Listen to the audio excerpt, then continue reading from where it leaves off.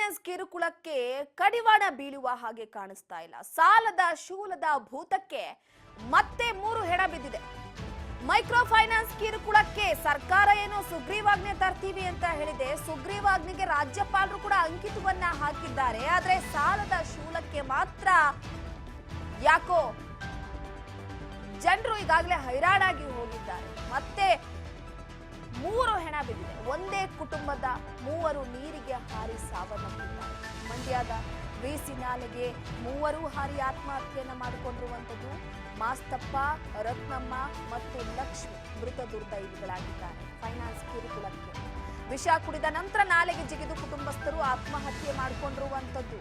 ನೋಡಿ, ಮೈಕ್ರೋ ಫೈನಾನ್ಸ್ನವರಿಗೆ ಸರಿಯಾದಂತ ಶಿಕ್ಷೆ ಆಗ್ಲೇಬೇಕಿಲ್ಲ. ಒಂದು ಕುಟುಂಬದ 3 ಕೂಡ ಅಷ್ಟು ನೊಂದು ಬೆಂದು ಸಾವನ್ನಪ್ತಾರೆ ಅಂದ್ರೆ ಯಾರು ಸಾಲ ಮಾಡ್ಕೊಂಡಿಲ್ಲ ಹೇಳಿ? ಇಡೀ ಪ್ರಪಂಚಕ್ಕೆ ನಮ್ಮ ಸರ್ಕಾರಗಳೇ ಸಾಲದ ಹೊರೆಯನ್ನ ನಮ್ಮ ತಲೆ ಮೇಲೆ ಹೊರಿಸ್ಬಿಟ್ಟಿದೆ. ದೇಶವೇ ಸಾಲದಲ್ಲಿ ನಡೀತಾ ಇದೆ. ಅಂಥದ್ರಲ್ಲಿ ಸಾಲ ಯಾರು ಮಾಡ್ಕೊಂಡಿಲ್ಲ? ಈ ಮೈಕ್ರೋ ಫೈನಾನ್ಸ್ನವರ ಭೂತಕ್ಕೆ ಎಷ್ಟೋ ಅಮಾಯಕ ಜೀವಗಳು ಬಲಿಯಾಗಿ ಹೋಗಿವೆ. ಪಾಪ ನೋಡಿ, ಈಗ ಮೈಕ್ರೋ ಫೈನಾನ್ಸ್ ಕಾಟಕ್ಕೆ ಮತ್ತೆ 3 ಹೆಣ ಬಿದ್ದಿದೆ. ಇದಕ್ಕೆ ಯಾರು ಹೊಣೆ ಆಗ್ತಾರೆ? ಮೈಕ್ರೋ ಫೈನಾನ್ಸ್ನವ್ರು ಹೊಣೆ ಆಗ್ತಾರ? ಆ ಪುಟ್ಟ ಕಂದಮ್ಮನ ಮಗು ಮುಖ ನೋಡಿ. ಆಕ್ಚುಲಿ ಎಷ್ಟು ಬೆಳಿಬೇಕಿತ್ತು, ಏನ್ ಕನಸ್ಕೊಂಡಿತ್ತೋ ಹುಡುಗಿ ಗೊತ್ತಿಲ್ಲ. ಈಗ ಮನೆಯಲ್ಲಿ ಸಾಲ ಸೂಲದ ವಿಚಾರಕ್ಕೆ ಸಂಬಂಧಪಟ್ಟಂತೆ ವಿಸಿ ನಾಲೆಗೆ ಜಿಗಿದು 3 ಕೂಡ ಆತ್ಮಹತ್ಯೆ ಮಾಡ್ಕೊಂಡಿದ್ದಾರೆ. ಆಟೋವನ್ನ ಓಡಿಸಿ ಜೀವನವನ್ನ ಸಾಗಿಸ್ತಾ ಇದ್ರು ಮಾಸ್ತಪ್ಪ ಗಂಜಂ. ಶ್ರೀರಂಗಪಟ್ಟಣ ಗಂಜಂ ನಿವಾಸಿಯಾಗಿರುವಂತಹ ಮಾಸ್ತಪ್ಪ 3 ಲಕ್ಷ ರೂಪಾಯಿ ಸಾಲವನ್ನ ಮಾಡ್ಕೊಂಡಿದ್ರಂತೆ. ಇಂದು ಮಾಸ್ತಪ್ಪ ಮನೆ ಬಳಿ ಬಂದು ಸಾಲಗಾರರು ಗಲಾಟೆಯನ್ನ ಮಾಡಿದ್ದಾರೆ. ಗಲಾಟೆಯನ್ನ ಮಾಡಿದ್ದಕ್ಕೆ ಮನನೊಂದಂತಹ ದಂಪತಿ ಮರ್ಯಾದೆಗೆ ಅಂಜಿ ಮಗಳೊಂದಿಗೆ ಆತ್ಮಹತ್ಯೆಗೆ ಶರಣಾಗಿದ್ದಾರೆ. ಮುಳುಗಿ ಹೋಗಿದ್ದಂತ ಮೃತದೇಹ ಸುಂಡಹಳ್ಳಿಯಲ್ಲಿ ಪತ್ತೆಯಾಗಿದೆ. ಮತ್ತೊಂದು ಶವಕ್ಕಾಗಿ ಖಾಕಿ ಹಾಗೆ ಅಗ್ನಿಶಾಮಕ ಸಿಬ್ಬಂದಿಗಳು ಶೋಧ ಕಾರ್ಯವನ್ನ ನಡೆಸ್ತಾ ಇದ್ದಾರೆ. ಮಾಡಿದ ಸಾಲವನ್ನ ಕಟ್ಟೋದಕ್ಕೆ ಆಗದೆ ಒದ್ದಾಡ್ತಾ ಇದ್ರು ಮಾಸ್ತಪ್ಪ ದಂಪತಿ. ಮರ್ಯಾದೆಗೆ ಅಂಜಿ ದುಡುಕಿನ ನಿರ್ಧಾರವನ್ನ ಕೈಗೊಂಡಿದ್ದಾರೆ. 3 ಪ್ರಾಣ ಪಕ್ಷಿ ಹಾರೋಗಿದೆ. ಈಗ ಮಂಡ್ಯ ಗ್ರಾಮಾಂತರ ಪೊಲೀಸ್ ಠಾಣಾ ವ್ಯಾಪ್ತಿಯಲ್ಲಿ ಪ್ರಕರಣ ನಡೆದಿರುವಂತದ್ದು.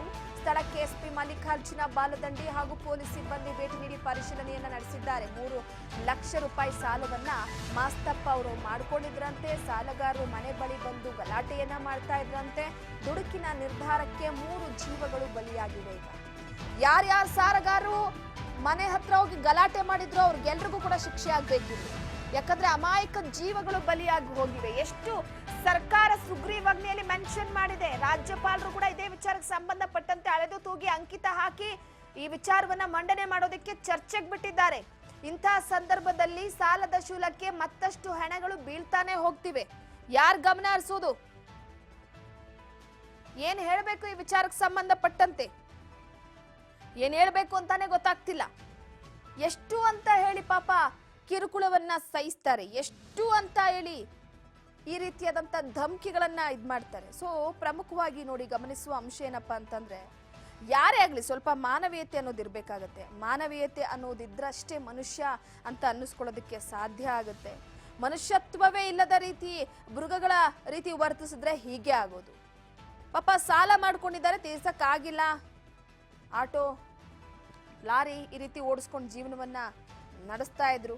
ಆದ್ರೆ ಈಗ ಏನಾಗಿದೆ ಅಂತಂದ್ರೆ ಪರಿಸ್ಥಿತಿ ನೋಡಿ, ಸಾಲದ ವಿಚಾರಕ್ಕೆ ಸಂಬಂಧಪಟ್ಟಂತೆ ಮನೆ ಮುಂದೆ ಬಂದು ಗಲಾಟೆ ಮಾಡ್ತಾ ಇದ್ರು ಅಂತ ಹೇಳಿ 3 ಕೂಡ ವಿಸಿ ನಾಲೆಗೆ ಹಾರಿ ಆತ್ಮಹತ್ಯೆಯನ್ನ ಮಾಡ್ಕೊಂಡಿದ್ದಾರೆ. ಈ ಸಾವಿಗೆ ಯಾರು ಹೊಣೆ ಆಗ್ತಾರೆ ಅನ್ನೋದು ಬೇಕಾಗಿದೆ.